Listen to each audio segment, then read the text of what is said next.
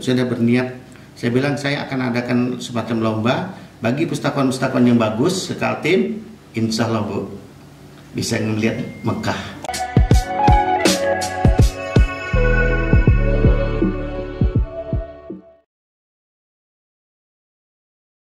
Oke, salam jumpa lagi sahabat literasi dengan podcast Pusaka Hebat Dinas Perpustakaan dan Kearsipan Kota Bontang.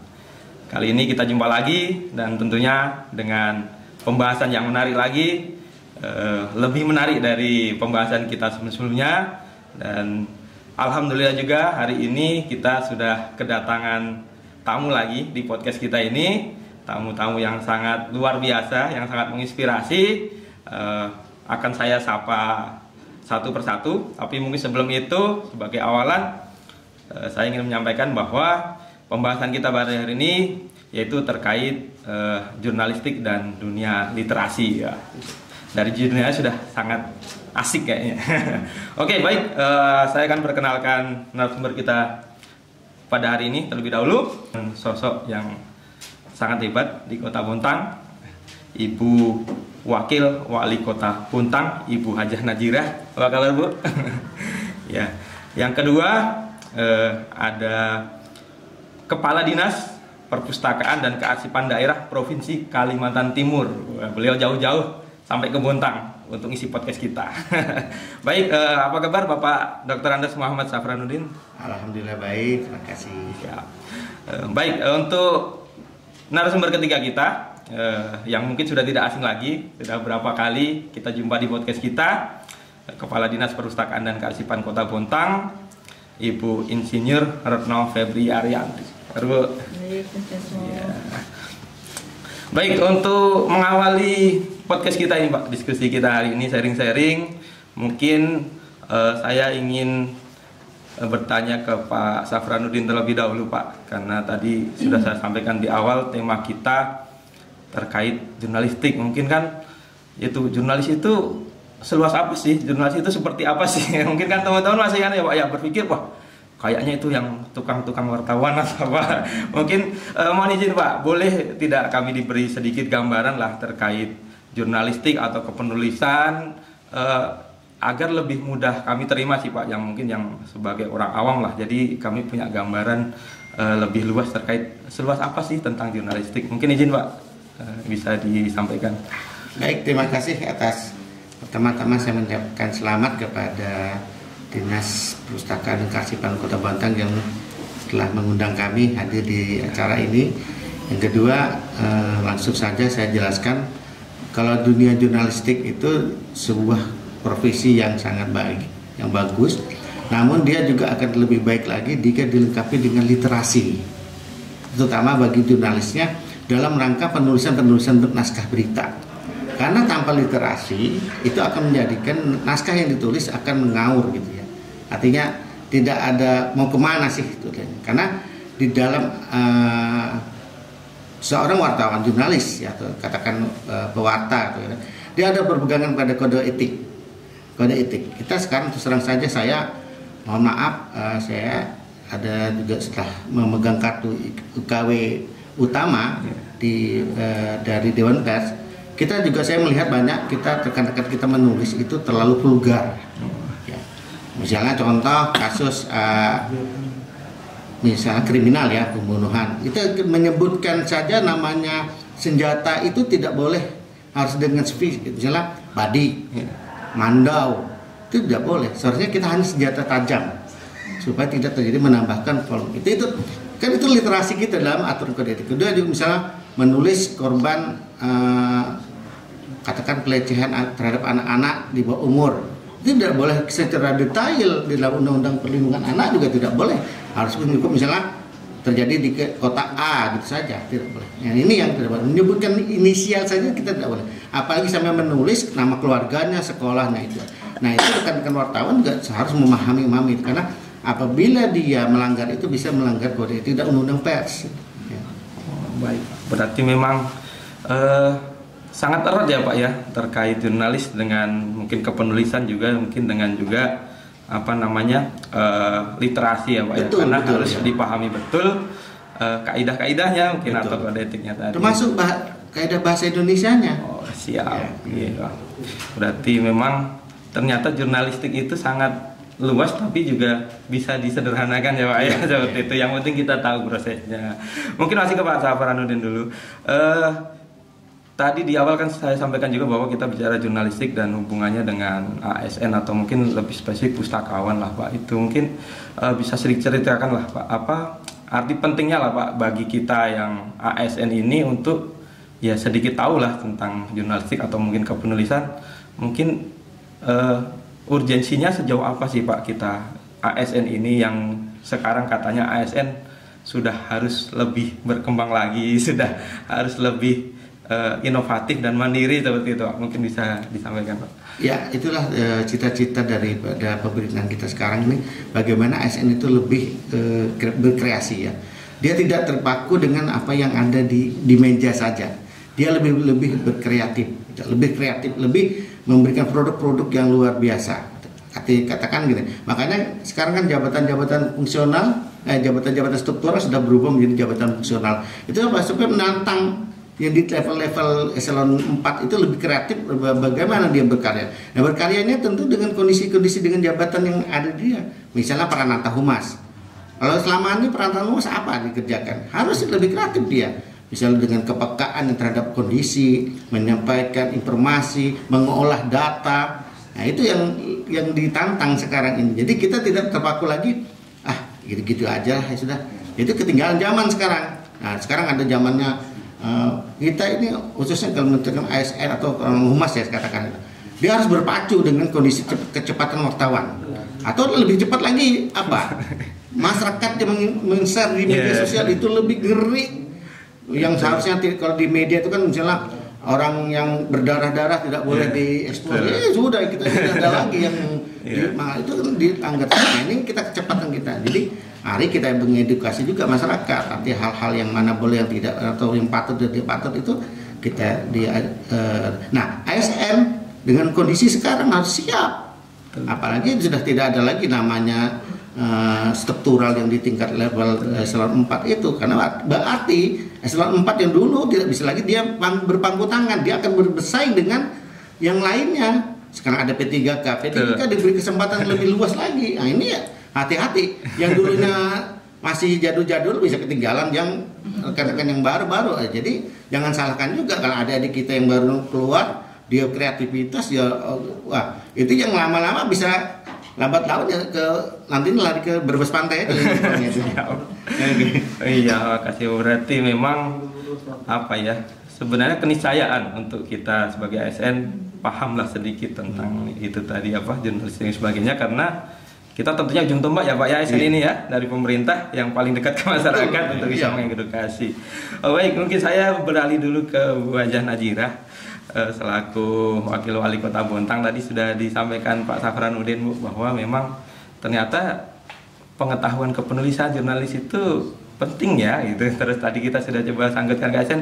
Mungkin lebih begini Bu, saya mau menanyakan usaha dari pemerintah Kota Bontang sendiri Bu, untuk meningkatkan tadi itu, dimulai dari literasi sampai mungkin pemahaman terkait jurnalistik juga. Mungkin apa saja yang sudah dilakukan pemerintah atau mungkin kedepannya ingin seperti apa seperti itu Bu. Baik ya, terima kasih. Ya tentunya saya mewakili pemerintah di sini, di mana saya mengucapkan selamat dulu nih Perpustakaan dan Kearsipan Kota Bontang yang sudah berhasil ya. Tadi mendapatkan ada 7 yang dengan nilai A dan 3 nilai B. Ini suatu yang membanggakan buat kita sebagai pemerintah Kota Bontang, di mana saya tentunya sebagai pemerintah sangat mendukung sekali apa yang sudah menjadi program daripada perpustakaan ini, di mana juga tadi juga banyak disampaikan oleh Pak Kepala Perpustakaan Provinsi Kaltim. Tentunya sebagai pemerintah Kota Bontang saya sangat mendukung sekali dengan adanya program yang sudah dijalankan oleh perpustakaan Kota Bontang yang saat ini yang cukup berhasil di sini. Nah, dan tentunya kedepannya saya sebagai pemerintah juga harapan saya bagaimana dengan adanya keberhasilan kita ini untuk lebih ditingkatkan lagi. Tentu sebagai pemerintah juga saya sangat mendukung sekali dengan yang sudah dilaksanakan pada saat ini. Ya. Terima kasih Bu. Ya, memang sebagai pemerintah tentu tidak lepas dari dinas sendiri ya Bu ya, sebagai ujung tombaknya Dinas Perpustakaan dan Kearsipan. Dan memang mungkin nanti bisa ditambahkan juga dari Bu Retno terkait apa saja yang sudah dilaksanakan lah. Oh ya, mungkin langsung saja ke Bu Retno, tadi nyambung dari Bu Najirah ya Bu ya, tadi bahwa memang dari Ibu sebenarnya kita sudah cukup berhasil informasinya, tapi mungkin kan perlu dipertegas lagi Bu, sejauh apa sih keberhasilan kita ini. Mungkin boleh disampaikan Bu, silakan Bu. Terima kasih Mas Besno, Bu Rati. Tadi keberhasilan dari perpustakaan sebetulnya tak lepas dari para penggiat literasi, pejuang literasi di dinas kita itu, termasuk pustakawan yang ada di Dinas Perpustakaan dan Kearsipan. Salah satu host kita ini juga pustakawan, pustakawan teladan tingkat provinsi. Wah, selamat ya. Ke nasional tapi belum ada apa ya, kayak ditiadakan gimana, jadi belum berhasil secara nasional, tapi secara provinsi kita sudah berhasil. Jadi keberhasilan itu tentunya juga dukungan dari pemerintah Kota Bontang. Kami memiliki banyak ide, kalau tidak didukung oleh anggaran tentunya tidak akan bisa jalan.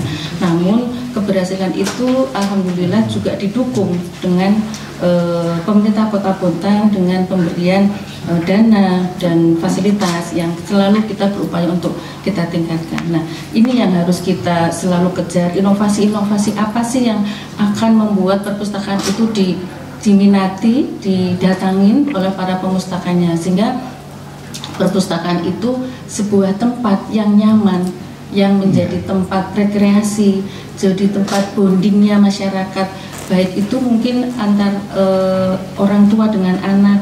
Ayo nak, daripada kita ke mall kemana, kita ke perpustakaan. Dan alhamdulillah banyak juga Bapak Ibu yang kesini untuk mendongengkan kepada anak-anaknya dengan fasilitas yang ada seperti itu. Jadi mungkin untuk Bapak Ibu bahwa kami itu sebetulnya berupaya untuk selalu berinovasi, karena saya ingat pesan dari Bapak Kepala Dinas Provinsi Kalimantan Timur waktu yang lalu Pak, sebelumnya izin Pak Aswin, Profesor Aswin, kalau kamu mau meningkatkan perpustakaan, maka inovasilah kamu di situ. Nah, ini yang saya tularkan kepada teman-teman, ayo kita berinovasi dan berikan layanan yang terbaik kepada masyarakat, karena sejalan dengan keinginan Pak Wali Kota, Bu Wakil, bahwa kita harus berada di tengah masyarakat untuk memberikan layanan. Tentunya kalau layanan baik, Wali Kota sebagai ikonnya atau maskotnya pemerintah Kota Bontang itu akan merasa bahwa pemerintah Kota Bontang telah melayani masyarakat dengan baik, seperti itu. Jadi kita berupaya, termasuk dalam layanan kita juga meningkatkan terus layanan tersebut, dan sehingga penilaian salah satu penghargaan yang pernah kita peroleh, dan alhamdulillah beberapa kali Bu Wali, Bu Wakil dan Pak Kepala Dinas, kami beberapa kali menjadi yang terbaik di Provinsi Kalimantan Timur. Mudah-mudahan tahun ini juga seperti itu ya. Termasuk juga untuk SDM pustakawan itu menjadi salah satu ujung tombak Pak Dinas Perpustakaan Kearsipan. Tanpa beliau-beliau yang bersama-sama kami membesarkan perpustakaan, kami tidak ada apa-apanya. Maka pustakawan ini yang tadi Bapak harus harus meningkatkan kualitas SDM dan sebagainya, kami sangat sepakat, karena di era milenial seperti ini, di era digitalisasi seperti ini, pustakawan itu harus adaptif harus agile, lincah, dan juga kolaboratif dengan beberapa instansi ataupun perusahaan yang bagaimana caranya supaya perpustakaan ini menjadi semakin bagus, semakin diminati. Jadi prinsip kami Pak seperti swasta, jadi bagaimana caranya kita itu menjual. Jadi kalau mohon izin, kalau kadang-kadang kita kayak rutin gitu ya, kegiatan rutin, terus ya sudah kayak gini aja, kita datang ya sudah, tetapi kita menjual, yang dijual apa? Buku, yang dijual layanan, seperti itu. Jadi itu mungkin yang bisa kami sampaikan, bahwa kita penghargaan yang kita dapat itu adalah kerjasama seluruh stakeholder dan juga khususnya pustakawan sebagai ujung tombak di perpustakaan daerah Kota Bontang. Itu Mas Keso. Terima kasih benar. Ternyata pemerintah Kota Bontang melalui DPK banyak sekali yang sudah dilakukan. Tapi tentu tidak ya berhenti di sini apa untuk inovasinya. Iya, harus terus dilanjutkan. Podcast ini kan masuk inovasi buat. Ya, berarti inovasi tidak henti, Bu. Baik, tadi sudah disampaikan Bu Retno terkait Pemkot Bontang untuk peningkatan literasi dan sebagainya. Mungkin saya kembali dulu ke Pak Safranuddin yang tentu sudah sangat aware lah, sudah sangat dekat dengan dunia jurnalistik. Mungkin ini Pak, bisakah diceritakan sedikit pengalamannya lah Pak, suka dukanya Bapak selama ini yang sudah berkecimpung di dunia jurnalistik, dan tentu sekarang juga ASN juga Pak, sampai menjabat sebagai Kepala Dinas Perpustakaan dan Kearsipan Provinsi Kalimantan Timur. Seberapa berpengaruhnya Pak kemampuan jurnalistik Bapak untuk bisa diterapkan saat menjabat sebagai ASN ini Pak? Mungkin sedikit cerita, dan mungkin nanti di akhir boleh juga diberikan tips dan trik Pak untuk teman-teman yang baru tahu, oh ternyata dunia jurnalistik seperti ini, oh aku mau mulai dari mana. Mungkin itu perlu sedikit triknya lah Pak, biar kita nanti bisa juga mencoba menerapkan di kehidupan sehari-hari, dan mungkin yang ASN, yang pustakawan juga bisa belajar di situ. Baik, terima kasih. Pertama saya ingin mengucapkan, mengingatkan kepada rekan-rekan saya, kawan-kawan saya tidak, kalau dengan di perpustakaan saya tidak nyebut tetap apa itu kawan, sahabat saya, mau siapa saja dia sahabat saya. Pertama, jangan merasa minder bertugas di perpustakaan atau kearsipan, karena ini ladang kita untuk lebih berkreasi lagi. Karena kita juga tidak pernah berhenti berkreasi, memberikan layanan kepada masyarakat, yang gitu ya. Jadi misalnya pustakawan, jangan ya sudah laku pustakawan udah dibuang, jangan ada anggapan yang begitu.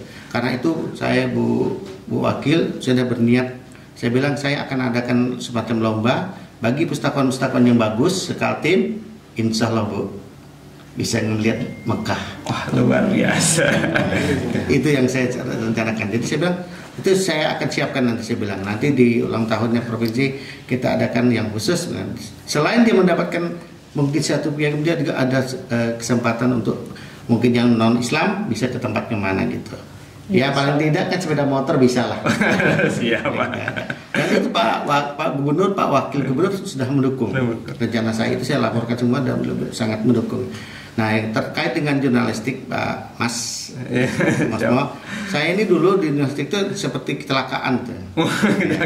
Jadi waktu itu kakak saya itu kebetulan beliau berteman juga dengan anak Pak Adi Dharma, suami Bu anaknya, itu sebagai agen koran. Nah, saya ini yang disuruh menjadi lover. Waktu itu peristiwanya di tahun 80, saya masih SMP, saya ngantar koran. Nah, kemudian kakak saya tidak melanjutkan, saya melanjutkan di SMP kelas 2 itu.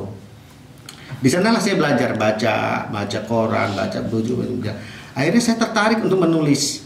Nah, pada tahun SMP kelas 3 saya sudah resmi menjadi seorang koresponden waktu itu. Nah, jadi SMP itu sudah jadi koresponden.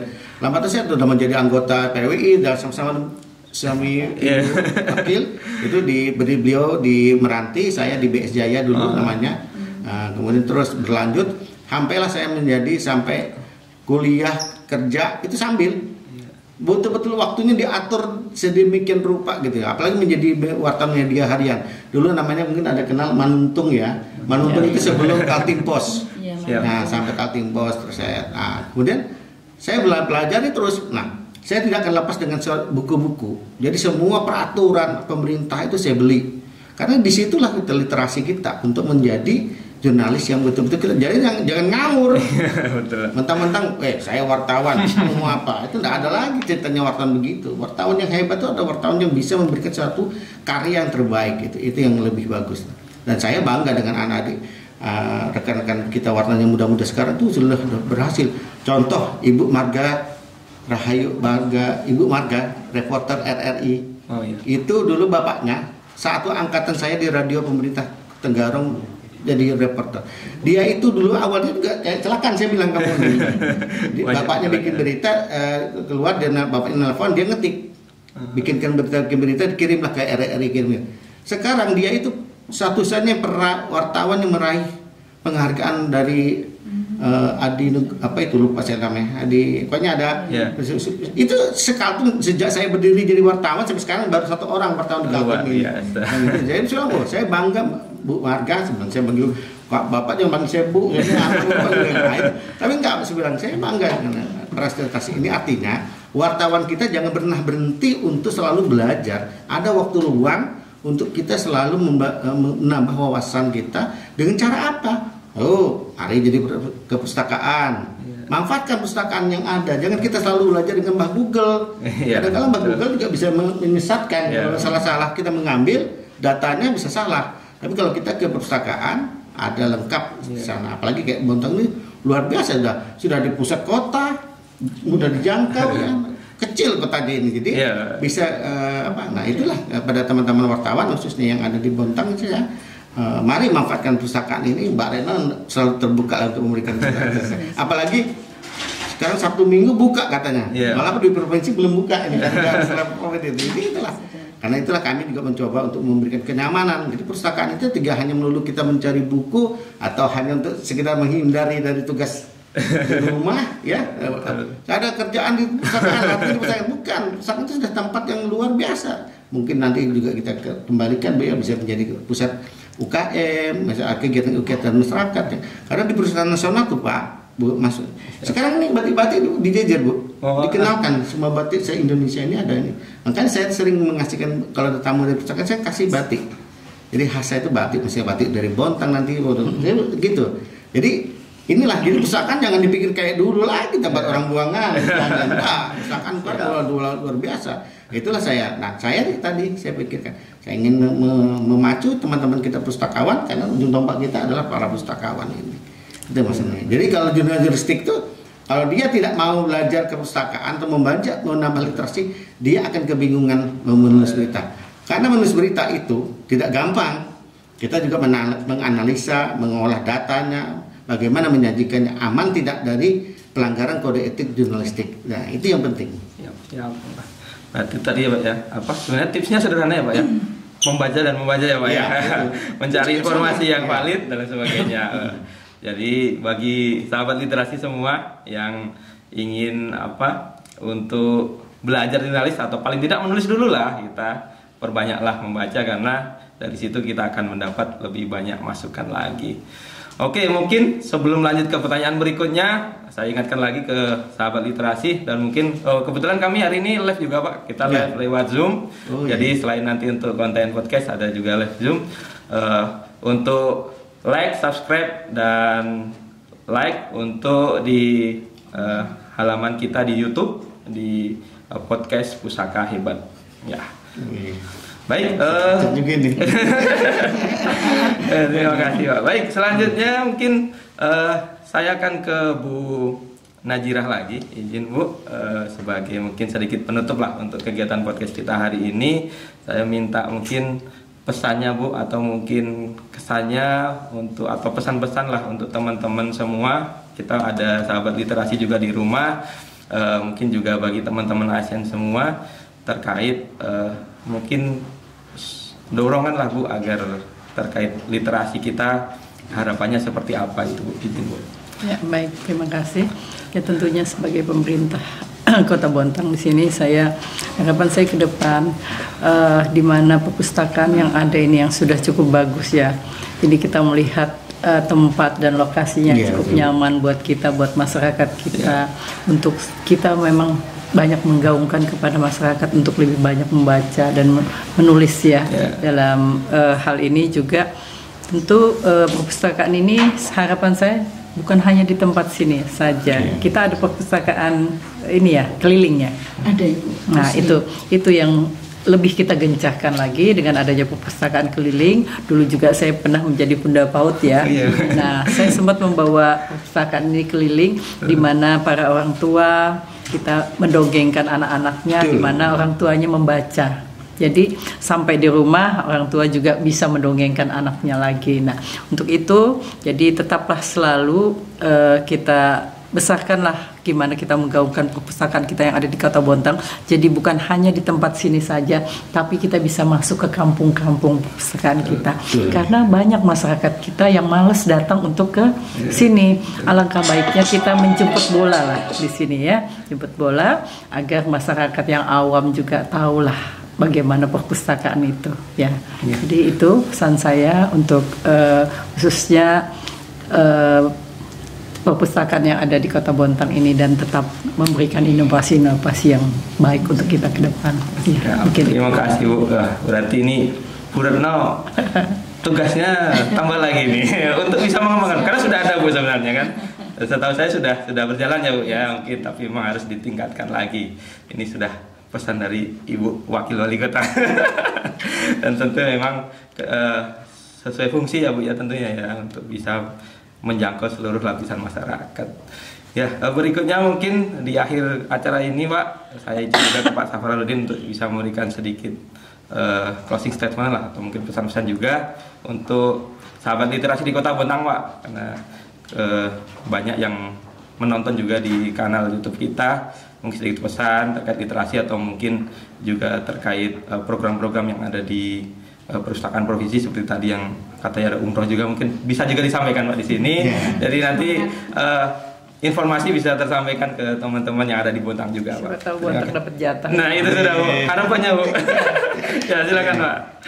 Kepada rekan-rekan saya yang sahabat-sahabat saya yang tercinta yang mungkin belum sempat saya sapa, satu persatu saya ingin berpesan, mari kita terus mengabdikan diri kita kepada bangsa dan negara ini melalui tugas kita sebagai orang perpustakaan ya, karena menjadi pustakawan itu adalah satu profesi yang penuh amal ibadah, saya katakan, karena itu tidak lebih kurang lebihnya dengan seorang guru. Selalu ilmu yang kita bagikan, apa yang kita lakukan itu semua menjadi bagian dari amal jariah kita di saat kita menghadap Sang Khalik nanti.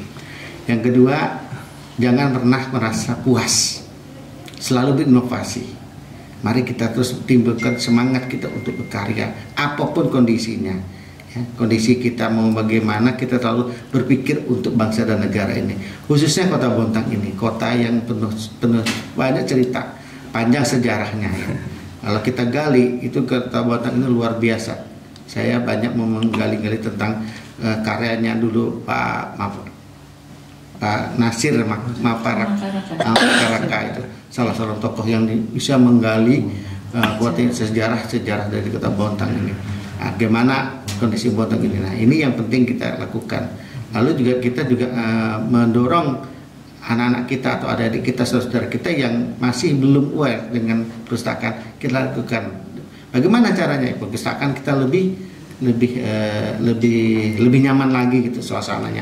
Jadi tidak hanya perpustakaan untuk tempat pelarian atau sembunyi dari tugas di rumah gitu. Jadi mari kita lakukan.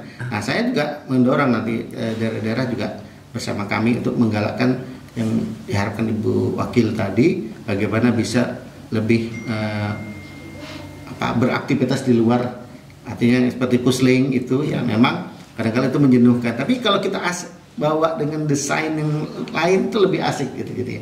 Misalnya orang lagi mau berangkat ke Pulau Beras Basah misalnya, kita sediakan buku, ambil mereka, daripada mereka selfie yang bisa ya coba-coba baca buku, dapat selembar 2 lembar itu lebih bagus itu. Nanti pulang kita ambil bukunya begitu. Itu saya baru beberapa detik saya sudah berpikir nyambung ya Pak ya sama Bu Wakil. Misalnya orang di terminal lebih nongkrong kan, lebih baik kita gitu. Atau orang lagi di puskesmas Bu, yang tidak lagi sudah sakit mikirkan, aduh bagaimana saya, kasih buku. Jadi lebih alam terbuka. Jadi pohon ya. Iya, sugestinya kan lebih itu yang mau saya katakan kan. Jadi kita melihat oh ini pasarnya apa ini? Gitu, pasarnya apa ini? Gitu. Saya rasa itu Mas yang saya minta pustakawan juga gali cara-cara berpenulisan lebih bagus lagi, lebih banyak, dan kalau bisa didorong untuk banyak membuat karya tulis tentang Bontang. Ya, Bontang lestari itu perlu disejarahkan juga. Nah itu jangan sampai nanti generasi kita yang kedengar apa kok nama Bontang lestari, kenapa jadi Bontang lestari, itu tidak selalu kita gaungkan. Ya Mas itu. Siap. Terima kasih Pak Safarudin. Yang terakhir dari Bu selaku Kadis Perpustakaan Kota Bontang ini. Sedikit pesan-pesannya Bu untuk teman-teman yang ada di rumah, atau mungkin kalau ada memang program baru juga dari perpustakaan bisa di-share di sini sebelum kita akhiri untuk podcast kita pada hari ini. Terima kasih Mas Besmo. Jadi saya selalu menyemangati teman-teman pustakawan, khususnya di perpustakaan daerah Kota Bontang tuh, mari kita selalu merasa bangga melayani masyarakat. Jadi jangan sebelum-sebelumnya kan kadang ada stigma tadi yang apa, di perpustakaan itu orang buangan, arsip itu orang buangan, bukan.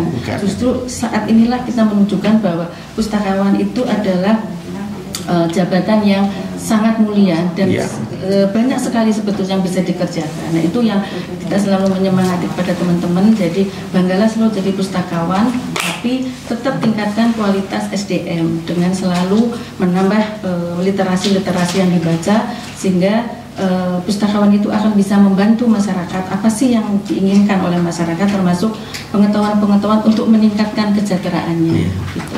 Kemudian yang kedua terkait dengan penulisan dan jurnalistik, maka mari kita membaca agar kita mengenal dunia dan kita menulis supaya kita dikenal oleh dunia. Betul. Itu Pak. Mungkin itu Mas Besmo. Baik, terima kasih Bu Retno. Baik rekan-rekan, sahabat literasi semua, mungkin ini akhir dari podcast kita pada hari ini. Saya ingatkan kembali untuk teman-teman yang via Zoom, nanti kalau ingin menonton lagi acara podcast kita hari ini, bisa langsung cek di channel Pusaka Hebat podcast kita. Jangan lupa like, subscribe, dan komennya, jempolnya, loncengnya jangan lupa juga. Baik sekali lagi terima kasih kepada Ibu Wakil Wali Kota Bontang, Ibu Azizah, Bapak Safranuddin selaku Kadis DPKD Provinsi Kaltim, Ibu Retno, terima kasih atas berkenanya untuk menjadi tamu kita pada podcast Pusaka Hebat ini.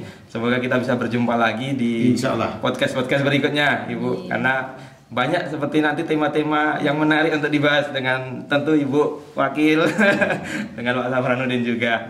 Baik rekan-rekan semua, untuk podcast hari ini saya rasa sudah cukup. Kita akan jumpa lagi di podcast Pusaka Hebat berikutnya, tentunya dengan pembahasan, dengan materi yang menarik juga, dan tentu akan kita terus update konten kita sehingga nanti banyak bisa berbagi informasi, berbagi pengalaman kepada teman-teman semua yang ada di rumah. Dan harapannya seperti yang disampaikan dari Bu Wakil, Pak Safranuddin, Bu Retno tadi, bahwa memang kita bisa meningkatkan literasi khususnya di Kota Bontang, dan tentu saja karena ini channel secara luas, harapannya literasi di Indonesia bisa terus meningkat dan mampu meningkatkan kesejahteraan kita bersama. Baik, saya akhiri podcast kita pada hari ini. Terima kasih, salam literasi.